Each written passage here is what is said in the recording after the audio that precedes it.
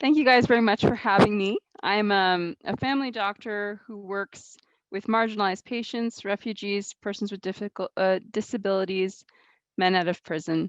And I'm speaking tonight about conscience, the practice of good medicine in light of the legalization of administered death. I'd like to start just by clarifying that most medicine is determined by medical research and medical evidence. But with MAID, it's not so. MAID criteria is being set by legislation. In fact, MAID is a criminal code exception to homicide and assisted suicide, and the legislative requirements decide eligibility for this medical service. And unlike other things in medicine, which are usually put forth by evidence and study, MAID is being pushed forward by lobby groups. And the question is, what happens to medicine when it is driven by lobby groups or by interests outside of those of good medicine? And the example I'd like to share is one that was shared in Senate. In the 1990s, there was this idea that kind of caught the imagination of the public. People are very concerned about women with breast cancer. There's a very high prevalence of that. And this idea that a bone marrow transplant with high dose chemotherapy versus standard treatment would benefit ladies, would save lives, would be just amazing. And lobby groups and pushed, and it ended up being a covered treatment. Insurance companies in the States felt obliged to cover it because of pressure. And after 4 large medical studies, it was shown that this was actually quite harmful to ladies, and that harm was done when medicine was dictated by public opinion, by lobbyists, and other factors. So MAID was sold to Canadians by a lobby group, by Dying with Dignity, as a mercy to those who were terminally ill, for people who were suffering. And we've heard over and over in Senate that there are no victims in this, and that there will be no victims with its expansion. But here's an advertisement by Compassionate Community Care, which lists abuses and asks for people who have stories, who need support, to contact them for comfort. So clearly, there have been abuses. And I'd like to follow this with 2 slides outlining such abuses. So vulnerable patients who choose MAID freely, but because of inadequate care or lack of access to things that they need to live. Archie Rowland on the left, a landscape architect in Montreal, was very happy where he was, and he was transferred to a long-term care center which didn't have the things that he needed, and he felt he was being treated inhumanely. He fled the institution, was brought back, and he died 3 days later by choosing MAID.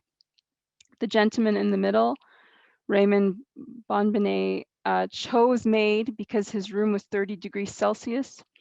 He had to keep his door open to have access to the air conditioning in his long-term care center, but then people would walk in and touch him and take his things, and he felt generally unsafe and preferred to die. The woman on the right, Arlene Rainsborough, wrote, "It isn't depression that makes me want to die. It's the fear of living with inhumane, overcrowded conditions, loneliness, and lack of hope." So I guess that kind of brings forth the question, what kind of choice is this? Next slide. This is more about what Leonie was talking about coercion to die, this kind of suggestion that these patients on these pictures, that they might be better off dead. Candace Lewis on the left, she had some disabilities. She was acutely ill in the hospital, and the doctor came over to her mother, Sheila, and asked her if she thought Candace should have MAID. When her mother refused, the doctor called her selfish and tried to convince Candace that she would actually benefit from MAID. The family left the hospital as they didn't feel safe. Roger Foley, in the middle picture, lives in London, Ontario, and he caught on camera a medical administrator in the hospital offering him MAID because his home care funding was too expensive. And Taylor Hyatt on the right, a lovely young lady with cerebral palsy, became quite sick at one point with pneumonia, ended up in the hospital. And the doctor suggested to her or asked her if she'd prefer no treatment over the standard treatment of oxygen and IV antibiotics. And she says, all the doctor seemed to see was a disabled woman, alone, sick, tired, and presumably sick of living. I would never want a medical professional to begin the conversation about life-ending initiatives as a result of assumptions they make about me and what it's like to live with my disability. Otherwise, I would not feel comfortable seeking certain forms of medical treatment. I want to be seen by a doctor who will care for me as a whole person, including taking my status as a disabled woman into account, who will support me in living and thriving in the only life I have, which is that of a disabled woman. So in these examples that I've shown you over these slides, we can see how underfunding of healthcare and devaluation of the person can bias choice. For underfunding, let's remember that COVID has affected vulnerable communities by furthering financial difficulties, limiting supports, and furthering loneliness. For devaluation, I'd like to share the testimony of Spring Hawes, a lady who has a spinal cord injury, living with that for 15 years now. As disabled people, we are conditioned to view ourselves as burdensome. We are taught to apologize for our existence and to be grateful for the tolerance of those around us.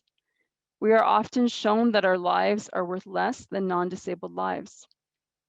Our lives and our survival depend on our agreeableness. A choice to die isn't a free choice when our lives depend on good behaviors and compliance. Further, we know from international data where there is legalization of euthanasia or assisted suicide, we have case studies of doctors suggesting euthanasia to their patients when they need a bed. We see high numbers of unreported cases of euthanasia in anonymous surveys by physicians and nurses, especially when it was done involuntarily, that is, without consent. Likewise, it has been documented that on refusing chemotherapies in certain jurisdictions, patients have received information letters suggesting assisted suicide while being refused their chemotherapy. To help people choose death or to offer them death instead of focusing on treatments is an undermining of medical ethics and the practice of good medicine. In terms of this bill that Leonie described so well, that is before government, she described track 1 and track 2. So track 2 of Bill C7 will allow those with chronic illness to die within 90 days of request without having necessarily been provided treatment. But we know that suicidality in chronic illness and disability consistently across heart attack, stroke, traumatic brain injury, spinal cord injury, peaks at 90 days. That's the timeline to actually get death with this bill, and resolves within 2 years. So just from a medical standpoint of evidence, the timeline that this government created is extremely dangerous in terms of offering death when patients are acutely suicidal. The next study speaks even more to that. Chakova, Ethans, and Smith are 3 physiatrists who did a study where they interviewed 23 spinal cord people who had spinal cord injuries and followed them over several years. And the majority of them were suicidal when they realized they were paralyzed after their spinal cord injury. But despite that, now, none of them would want to pursue MAID. And all of them said they would not have been able to make an informed decision about MAID post-spinal cord injury. Meaning that if they had been offered MAID, most of them would have chose it, despite being told what their future would be, despite having peer mentors, that the reality is that until they had lived it themselves, they could not believe how good their lives would be. Dr. Ethans, in her experience, said acute care doctors and emerge doctors often do not have an informed idea about disabilities and may inaccurately present future outcomes. Dr. Ethans shared that most people with the new spinal cord injury are suicidal, but within a few years, these same people rate their quality of life as the same as non-disabled people, many higher. So being offered death in that early period when they are vulnerable is a failure to understand medical evidence around injury and recovery. On the right is a picture of Chris Cowley. Chris Cowley had a spinal cord injury 33 years ago, and she went on to get a doctorate, to be a professor at a university. She's a wheelchair track Paralympian. She's married. She has 3 children, all after her spinal cord injury. But Chris shared that it took her 5 years to feel great again in the morning, and that if she had been offered MAID in her early years after her accident, well, she might not be here today. On the left is a Maclean's article by Gabriel Peters, Taking MAID Way Too Far. And it recounts a recent true story of someone who had a spinal cord injury, who was in the hospital, who was offered MAID despite her not being dying, so not even meeting the criteria of C14, and she did not ask for it. So for whatever reason, that doctor offered that patient MAID inappropriately when it was illegal, but she herself in the story said she thought the doctor was trying to be kind. So the question is, what's happening here? Why do doctors or healthcare workers, why do they perceive that death could be good for disability? And I think that this is challenging societal presumptions about the quality of life of people with disabilities. So people have said to me, well, Ramona, people with spinal cord injuries, they're young, they can get back to work, they have time to rehabilitate, hence they have a great quality of life, and that's why a lot of them don't want to die. Great. But that idea is still not exactly hitting the deepest that we could go. The truth is that there's an ableism, this kind of systemic discrimination, that people who are disabled are less happy, are less valuable than people who are able-bodied, that I actually think is what leads us to a lot of our presumptions about these people. The stroke community, who are older and often not working post-stroke, also rate their quality of life after several years the same as the non-disabled age-matched individuals. And what about if we take an even more devastating diagnosis of locked-in syndrome? So locked-in syndrome is caused by a stroke to the pons, or sometimes a progressive disease like ALS, where the patient can no longer move their body. They can sometimes blink. Their cognition is intact, but they cannot say anything, etc. And studies have looked at the quality of life in survivors of locked-in syndrome, and the data actually given to us by the patients themselves questions the assumptions many of us make about the state of life that must be intolerable. Surprisingly, quality of life in locked-in syndrome patients is often the same as age-matched healthy individuals. So this whole bill is unethical as it sets out certain groups of people who are often victimized by society, people who are looked down on and seen as less valuable, people who are at risk of relationship abuse and poverty, as fit for suicide completion. So, as I said in Ethan's study, the patients themselves who had lived that experience wouldn't have had the capacity, they said so themselves, to choose MAID. It wouldn't have been a free and informed decision. So what influences choice, and who is going to get suicide prevention, and who is going to get suicide completion? Because the idea that this is a free choice, once we look at this, is really not tenable. And there are many factors. There was a recent study in a BMJ supportive and palliative care journal that showed an unexplained 7-fold variation in euthanasia rates across the Netherlands.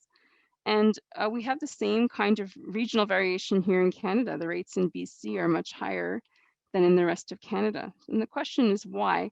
The authors of the study were hesitant to draw conclusions. They said, well, maybe it's underuse or overuse, maybe it's misuse. They didn't want to really blame anyone. But when you look at the different factors that affected euthanasia rates, social cohesion, having volunteer hours and volunteers available greatly decreased the rate of choosing death. Netherlands' prospective study confirms that when people are offered death, their choices are influenced by poverty, loneliness, unemployment, relationship breakdown, lack of home supports with their disability. That is, their disability has led to higher rates of social disadvantage that would lead to desperation, but not the disability itself. It is a societal failure to properly help them that is driving their death wishes. And lastly, physician perception, as evidenced by that first study I told you, will likely play a big factor. Does the doctor sitting across the table from you value your life? I share a story of a young patient I had. She had idiopathic heart failure. She became suicidal, sent her to the hospital for admission. The psychiatrist admits her for protection. And the next psychiatrist comes on and writes to me that her suicidal desires are valid and suggested that she be allowed to die. Feeling unsafe, the family drove into London, Ontario, and we came up with a home monitoring plan. And she survived. And she's not suicidal. She's even had a heart transplant, and she's quite well. But the perception of the two different psychiatrists, one who saw her value and admitted her, and the second one who didn't, is quite telling. I'm going to stop sharing. I'm going to continue talking, but I don't have any more slideshow. So an ethical decision applies to almost every medical act we make.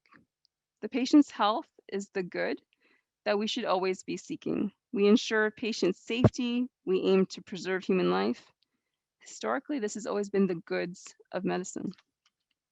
When we gently provide education about a subject that a patient didn't come to talk to us about, or we refuse antibiotics because they wouldn't be helpful, well, it becomes very clear that it's not the patient's choice that is alone driving the encounter, but rather the physician considering what the patient needs, what is their good. I know Dr. Yarrow Kotelik is talking tomorrow, so I just want to quote him briefly. And he talks about how conscience holds a doctor to the highest level of professional integrity that rules could ever do, right? If you had like 100 rules, a doctor's conscience still holds them to a much higher degree in many more scenarios that could never be created by a set of rules. So he says, if a physician would be forced to act against his or her conscience because of some legal instrument, it would weaken the physician's commitment to conscientious behavior in other instances of clinical practice. One day, he can refer a patient to MAID, even if his conscience is telling him that it's wrong.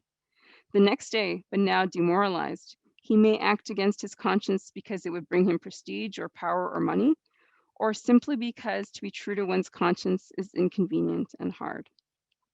A well-functioning conscience is the best protection, the best guarantee that society can have that the patient's and society's interests are well served in our healthcare system.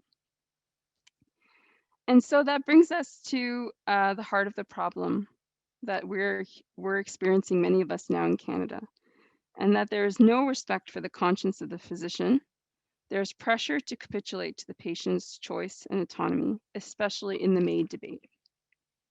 And autonomy has been put out there as like a paramount freedom by certain groups in society, and made lobbyists and even the government has tried to assert again and again that this is a personal decision that won't affect anyone, a choice made in isolation. I think a parliamentarian even said the autonomy of one, a decision of one. If that were true, we would not have to legalize MAID and then try to get society to help make that isolated, autonomous choice a reality. We do not exist in a vacuum, and we are made for relationships with each other, and our decisions affect each other. And looking at autonomy, what of those who are not choosing freely? Those perhaps abused or pressured to die? I pointed out that Netherlands perspective study and the BMJ article that showed that there are many different factors that affect choice. And these studies outline that choosing to die is often caused by negative social determinants of health. That is the exact opposite of autonomy, and is in fact coercion to choose death. And although I related obvious cases at the beginning, coercion can actually be quite hard for physicians to see in real time. When I started doing home care, which I did for many years, I realized how much I could miss in a short patient encounter in my office. Abused patients can have feelings of guilt and shame, and they can have embarrassment or a loyalty to their family that make it very difficult for the physician to know where that ask of death is actually coming from. And studies from different jurisdictions where euthanasia and physician-assisted suicide are legal have consistently shown, as Dr. Herx pointed out, that the driving force behind death requests is not intractable pain, is not shortness of breath, is not intolerable suffering, but it is fear. Fear of a loss of autonomy, fear of pain, and fear doesn't lead to a free, autonomous, informed choice. Rather, fear leads to demoralization, right? Capitulation, ambivalence, all of these things are what fear does to us. It doesn't lead to us making great choices. So perhaps framed in autonomy, the truth is that there's often a lack of interest in these groups, in these populations that we're seeing singled out as fit for suicide. How much easier is it to kill them via lethal injection than investing in them as a society when people don't perceive that they have value? And are pro-MAID advocates weighing the value of others' lives and affirming their lack thereof? What perhaps started out as an apparent merciful act for a few becomes a value of judgment when our society no longer respects all among us as equal. Some advocates of MAID argue that they are doing what's good for the patient. It's not just autonomy, it's also good. They claim that death is good and better for the patient who is suffering and in intractable pain. However, intractable pain is only an issue when the standard of palliative care, when accompaniment and resources are lacking. And underfunding can greatly affect choice. And also the choice of death, while accompanying medical care, home care, disability supports, and livable income are denied, doesn't sound like a good choice to me.